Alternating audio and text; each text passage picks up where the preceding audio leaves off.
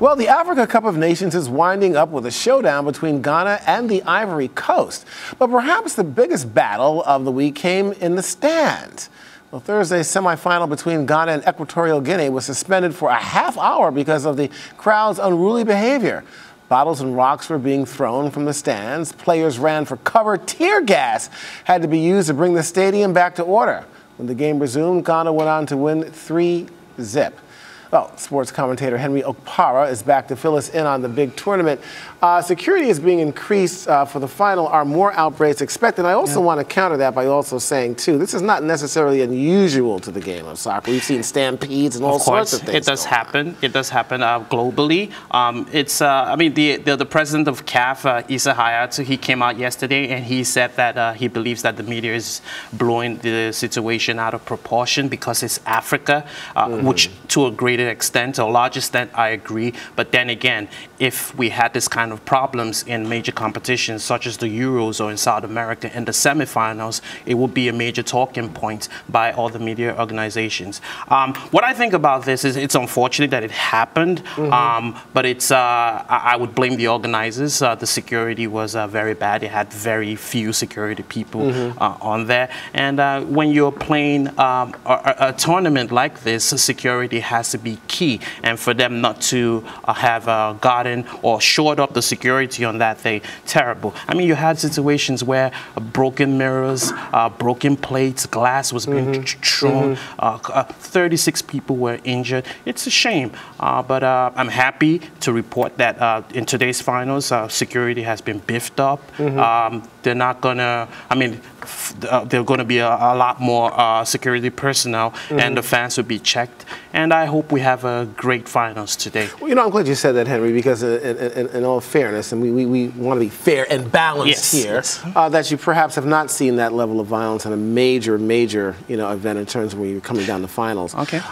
So we can certainly. I'm glad that you brought that up. Yeah. In terms of the host country, Equatorial Guinea. Yes. How do you think they're doing as a last-minute host, despite this last? You know, I think they've done a great job. I mean, it took them 6 weeks to prepare for this because Morocco dropped out. Right. So 6 weeks. They've had problems. They've had accommodation problems in the cities of Abidjan and Mongomo. And also there was a little bit of a problem with the state of the pitch, which meant that the quarterfinal matches had to be moved to Malabo and Bata.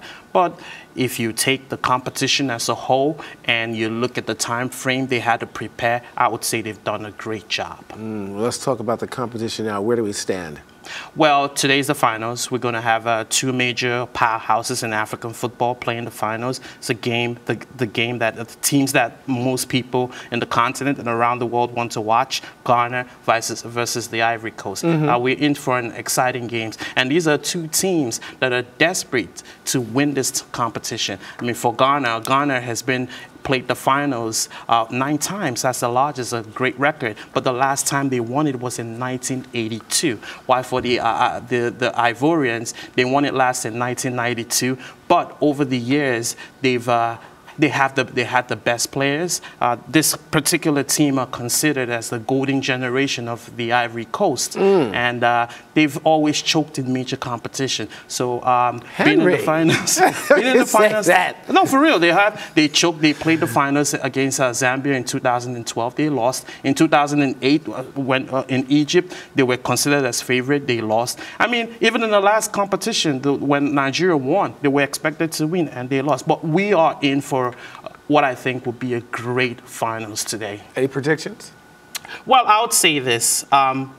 The Ivorians, I mean, they met before. They met in 1992. Two great sides. I remember the Ghanaian team had a lot of superstars. Abedi Pele, Odate Nilamte, Priest Polio Poko, Edward Answer. And the Ivorians were like, they played more like a team. And they had great players, and players like Donald Sie, Joel Tehian, and Abdoulaye Traore. Going into this match today, the Ivorians have got a better, in terms of quality, they've got a bigger names, but the Ghanaian team has a better team play. And what the Ivorians got going for them is that their coach, Renard Javier, has won this competition before with the Zambia national team. And he was the assistant coach in 2002 for Ghana. And for Ghana, well, Ghana has a big name coach in Avram Grant. There's a guy that is very recognizable in world football, having coached the Israeli national team. Henry, you're being too balanced here, though. Well, I want a prediction here from you, and you're not giving it to me. You know what? I think this would be the year that the Ivorians finally do it. Okay. I think this would be the year. I'm just holding your feet to the fire here, Henry. All right, not a problem. Okay. Okay. I just want to ask you one other question here. I mean, obviously, this is national pride, so on and so forth. But indeed, the entire world is going to be looking at this. Oh, definitely. Especially Europeans, because a lot of these players play for European teams. Yes. I would think that there's probably a lot of talent here that folks are going to be looking at. Can you pick out anybody that might be playing for some of the top teams in Europe? Oh, I mean, for the Ivorians, Yaya Toure. Yaya Toure is the biggest African player today. I mean, he plays for Manchester City. He just won the African Footballer of the Year. There's Winfred Boney. He's Ivorian. He just moved from Swansea, a team in the English Premiership, to Manchester City, one of the biggest teams. He's the highest transfer for an African player. There's Gervinho, played in Arsenal, Roma. And for Ghana, Ghana has a guy called Asamoah Gyan. He doesn't play in the big leagues in in Europe, right, but he's in the UAE. Great player. And of course, the sons of the legendary Ghanaian player, Abedi Pele. He has two sons in the team, Dede Ayew, and also Jordan Ayew. And we're going to have to end it right there. Yes, You're very animated about this. Thank I'm going to hold you. Henry, thank you so much. Henry Okpara, thank you so much. Thank you.